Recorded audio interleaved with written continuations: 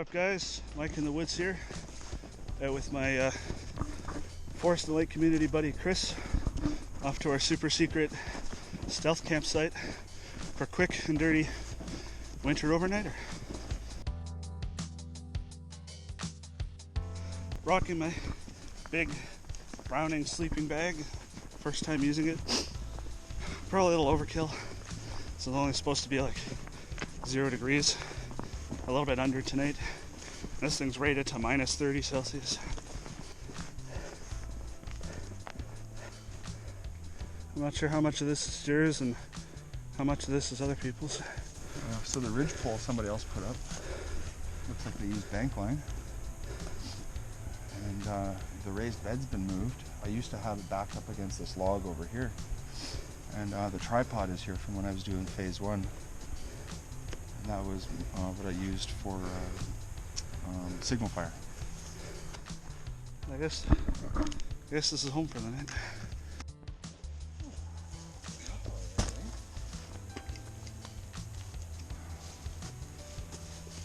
Woo! Has to be above 0 right now. Feels like it. Offshore bushcraft represents. So here is what looks like the remains of a A-frame shelter someone tried to construct. It was not a result of something that my buddy Chris here built. So someone else must have discovered the spot and has been here practicing their bushcraft skills. So we're gonna leave that be, no sense in wrecking someone else's shelter.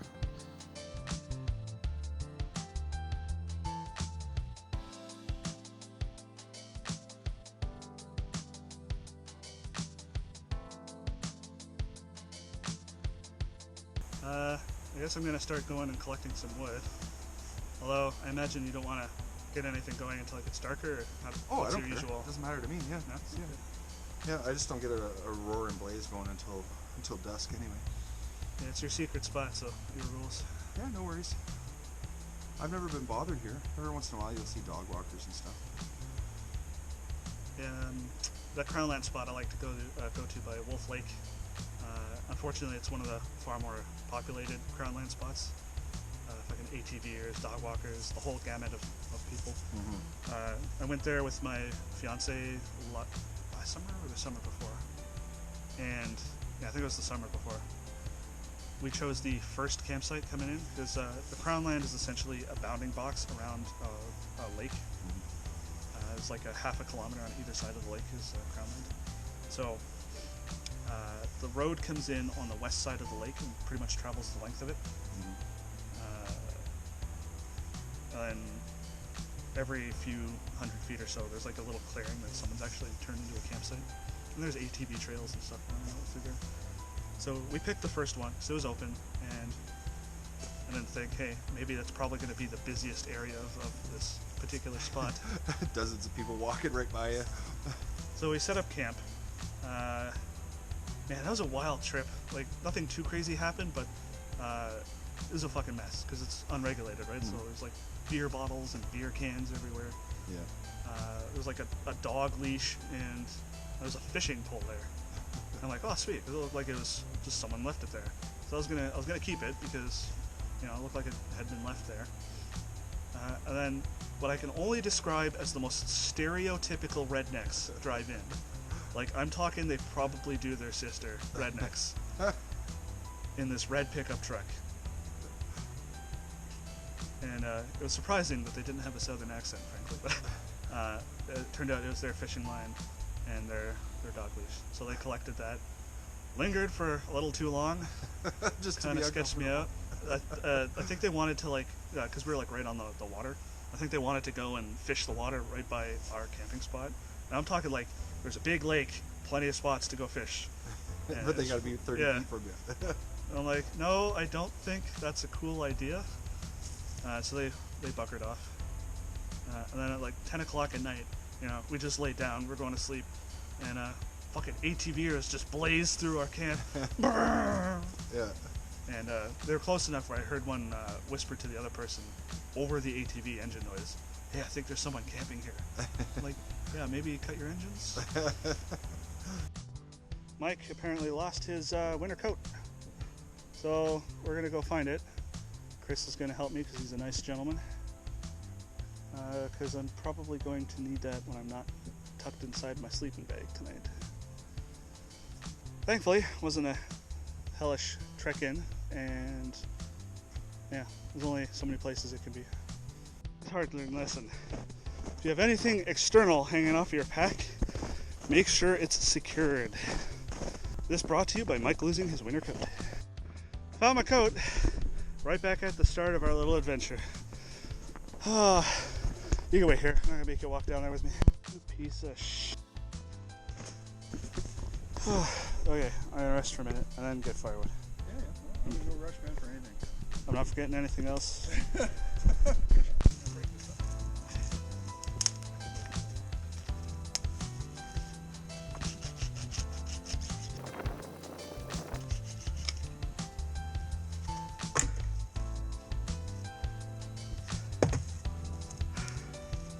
Shameless Amazon affiliate plug. If you want the Bahco Laplander that I'm using, or any of the other gear you see me using, I always put links in the description below. So if you're buying camping equipment anyways and you want to help out the channel, check out the links. The way that works is, if you buy anything on Amazon, after clicking my link within 24 hours, I get a small kickback, like 1 to 3% or something like that. Doesn't cost you anything extra, comes out of Amazon's pocket. And it's a way to help out the channel if you're going to buy gear anyways. Alright, that's enough of me shilling. Yeah, it's a nice, nifty little spot. I like it. Yeah, it's close. It's easy. Let's see if I can snap this off.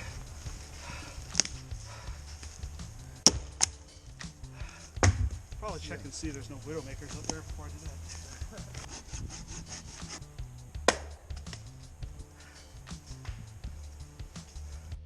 I think this is like the perfect temperature for winter camping, because it's cold, so you get that cold aspect, and your food doesn't spoil, but it's not below freezing, so you don't have to worry about your water freezing. It's just cold enough for snow to form, and it's just out of that danger zone where you really have to know what you're doing, I think. Starting to get quite the collection of firewood. So there's that pile, and there's that pile. I'll let you guess which one the Bahco tackled. I'll give you a hint. It's the smaller pieces. Adventures in fire starting with Mike and Chris. We've got our giant pile of kindling. Break this up a little more. Alright. Make a nice, loose, but contained little nest. Put the kindling. Got some deceased goldenrod. Fluff that up. Make that ready to take a spark. Oh. Let's see if we can get it going with just that.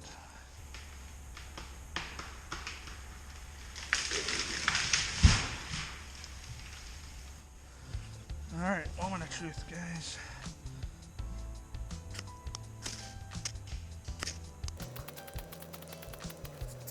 It must be a little damp. It does not want to catch. Oh. Burn. Come on.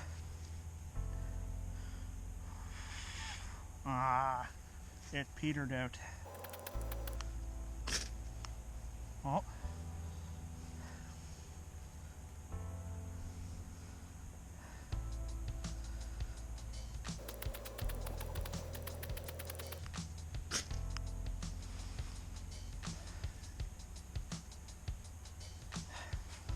I got to work my tinder. Just a bit more.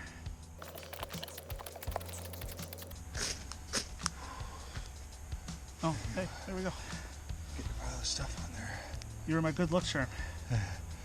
Start piling her on there.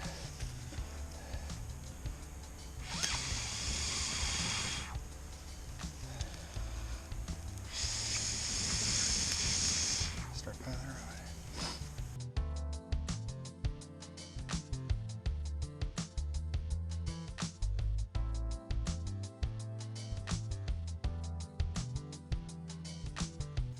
goldenrod just would not take. I'm actually surprised. Oh yeah? Yeah. I think my ferro rod was starting to get a little worried that you'd think it was a weak little ferro rod, so when you came over, it's like, alright, we gotta do it, boys. That's a roaring fire. I think it's time to make some food. Cooking with a rusty pot, can't go wrong, right? Honey and garlic noodles. I like the honey. Yeah, I like the honey garlic noodles. The butter and herb is good, but the honey garlic noodles are better. So what's on the menu for today? Pair up that bad boy with some peri-peri tuna for protein. When we came out of that long hike out from the QE2, Yeah. I had a pack of that, the exact same stuff, frozen on my dash in the truck. And I was like, I had my foot on the gas pedal trying to get the truck to warm up fast enough to thaw it out so I could eat it. Because I didn't eat breakfast before we left, right? So I was starving by the time we got back to the truck. Did a post-mortem video on that trip, Yeah. which I will link in the description below if you want to watch it. And one of the things that I walked away with was that I definitely should have had a substantial breakfast before that trek. Yeah. It was, what was his name, Dirk? Mm-hmm. He hadn't picked us up in the truck, I don't think I would have made that hike all the Oh, way. yeah? Oh, yeah. Not without stopping for a few hours. Yeah. Like I was stopping like every few minutes by the time that truck rolled up. Yeah. Well, once the tank is empty, right? Oh, that was a hurting unit. But some things have to be learned the hard way. And Mike learned not to do that again. Okay. I'd like to say that I learn it, but I never do. Alright, so I need a medium saucepan or rusty S pot. Bring 2 cups, or as much as you can fit, of water to a boil. Water.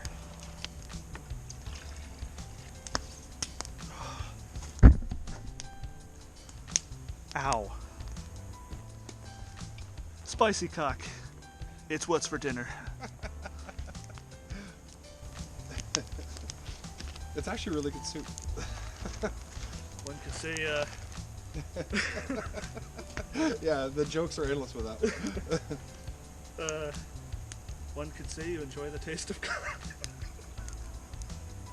You could have waited till I was done drinking. Alright, so now I'm gonna throw this in and wait until the noodles become tender. Noodles are done. I'm gonna mix in some, it says to mix in butter or margarine, but I don't have any. So I'm just gonna put in some olive oil and let it stand for a few minutes. Throw in my tuna and bon appetit.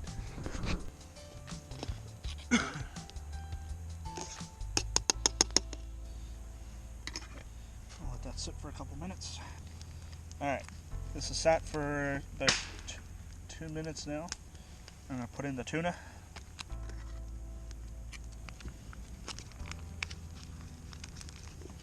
Kind of substantially alters the flavor profile, but it tastes good. Oh yeah, that's a big old tasty soupy mess. Look at that. I should sign up to be a master chef. Bon appetit.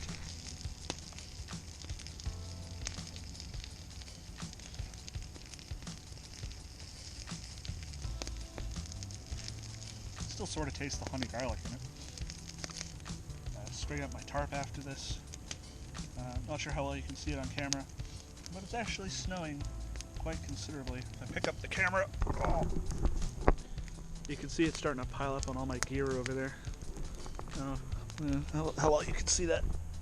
There's the field that's behind us, and it's snowing quite a lot back there. We're kind of in some cover, so not really affecting us too much. The best meals are the ones cooked over a fire, for sure.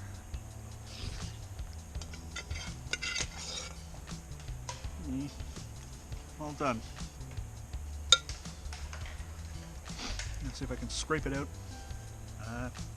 and just give it a good rinse out instead of doing dishes the Mike in the Woods way which is just throwing it in the fire and charring it all out. I lost the bolts for my handle because I left it in the fire to char it out, and apparently reached the melting temperature of whatever metal the bolt was used from, because those melted right out. Put a bit of water in there. I've actually used more water than I thought I would so far. Brought about 2.5 liters. Should have brought more. Alright, give that a bit of a rinse out. All nasty and soupy looking in there.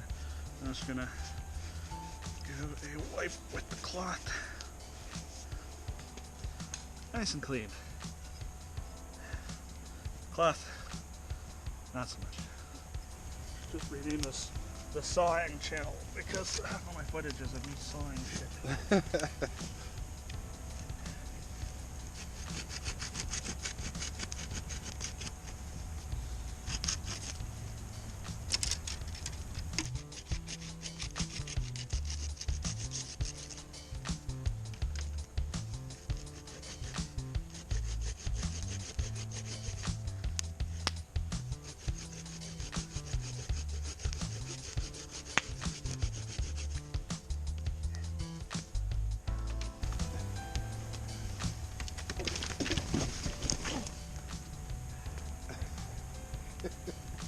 I live here now. At least your back will be warm. I got that on camera.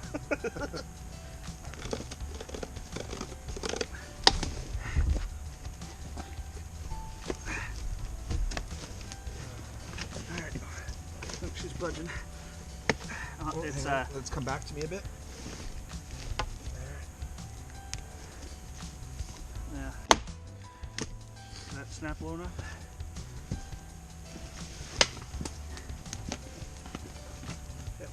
Watch my foot in here. Oh, yeah.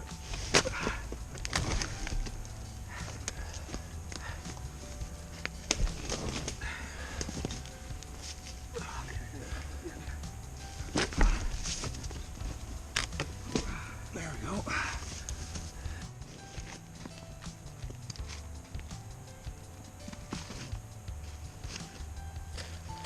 A big old green tarp.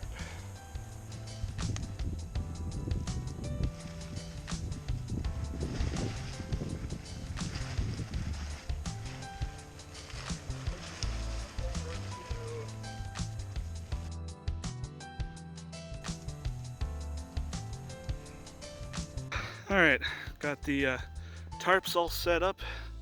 Mine went into the fire and melted a little, but otherwise has held its structural integrity. You can see a few holes in Chris's sheet tarp there, peeking some sunlight through. Let's take a tour. So we're going to be right cozied up next to the fire. My GoPro is currently over there charging right now, so I'm filming on my cell phone. There's Chris's log bed. I'm going to be set up perpendicular to him underneath this green tarp here with my Klymit, which has been inflated, but I'm just keeping it away from the fire as to not let it get punctures until it is time to actually set it up and sleep. You can see my absolutely ridiculous sized sleeping bag there. I have coyotes sneaking in there to keep warm with me tonight. As you can see, the tarp kind of hangs over the fire a little bit there. Hopefully it doesn't get any embers or catch on fire. Mike does not want melting plastic falling on him in his sleep. Nice cozy little setup. And as you can see, it's snowing.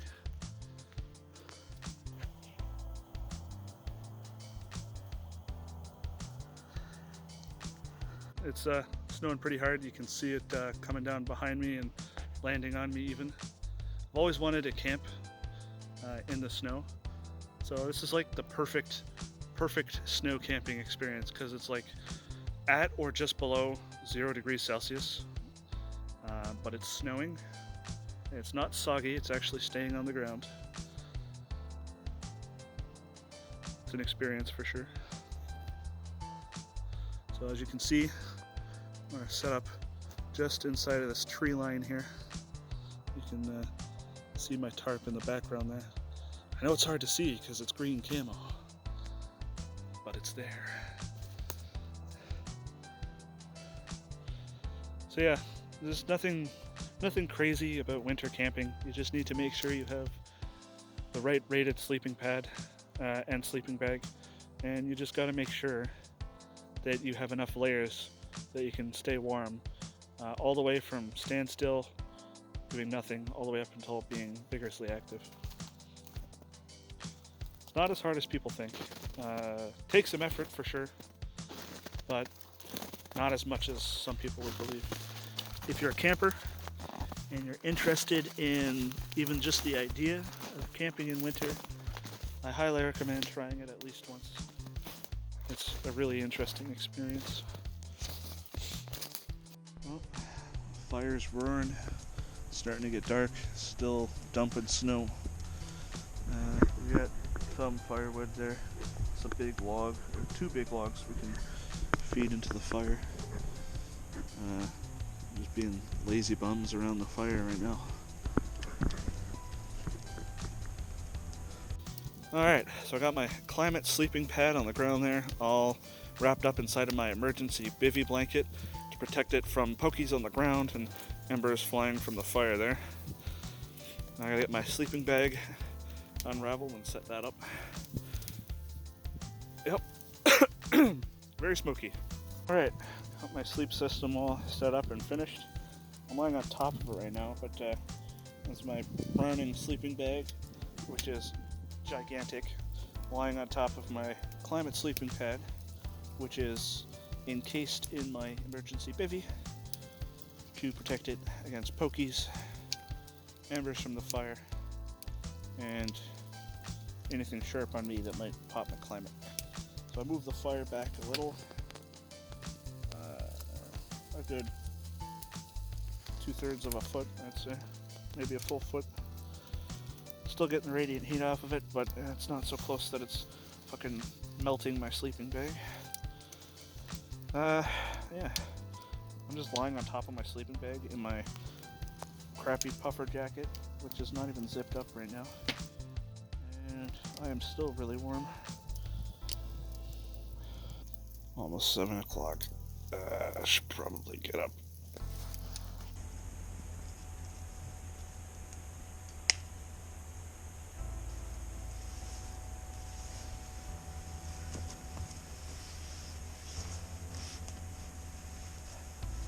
Let's check what the weatherman says.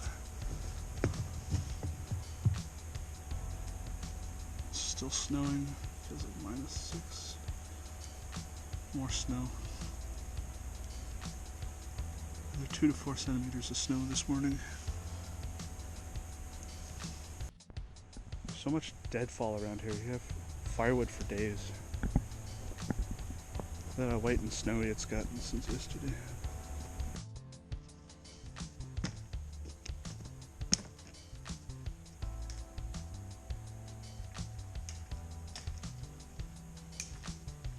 The camera just on the other side of the shelter here. There's me. Look how thick this snow is. It's coming down. Can't even see across the field that borders our little campsite here. See it falling on my face. Mother Nature's bukkake.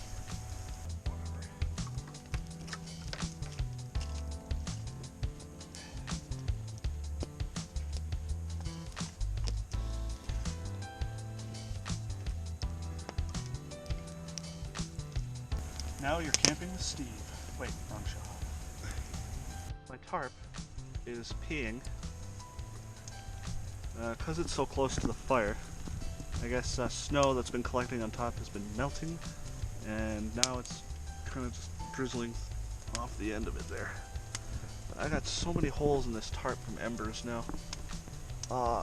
If I want to use this again, I'm gonna go through so much patchwork on it. Over there's probably not so bad, but up and around here, there's like dozens of tiny little holes. Just take a roll of duct tape and go. It's a shame because this tarp has lasted me a while.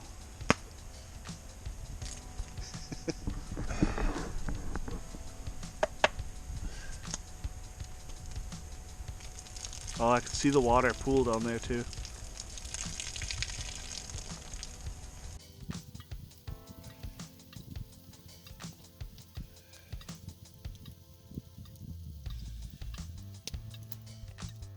Laziest water collection ever.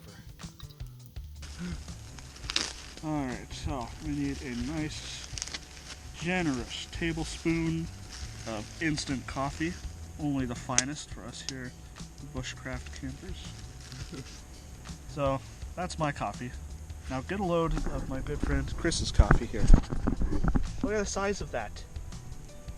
It's a giant, there's like easily a liter of coffee in there. Yeah, a little bit more. About a liter and a quarter. I don't even drink that in a day, let alone one sitting. I'm enjoying some semblance of breakfast here. I'm like, what the heck happened to my microfiber cloth that I used for cleaning up my pots?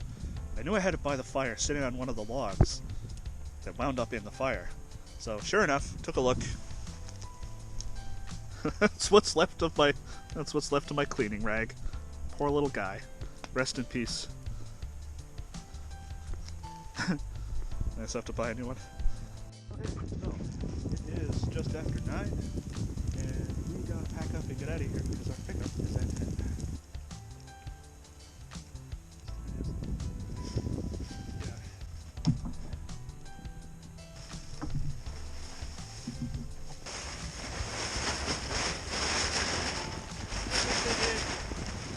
Okay, now we're gonna trek back to the car and get on out of here. Thanks for watching. If you're new to the channel, please consider subscribing, hit the like button, and leave a comment down below as it really helps with YouTube pushing our channel. Thanks a lot, guys. We'll see you in a week.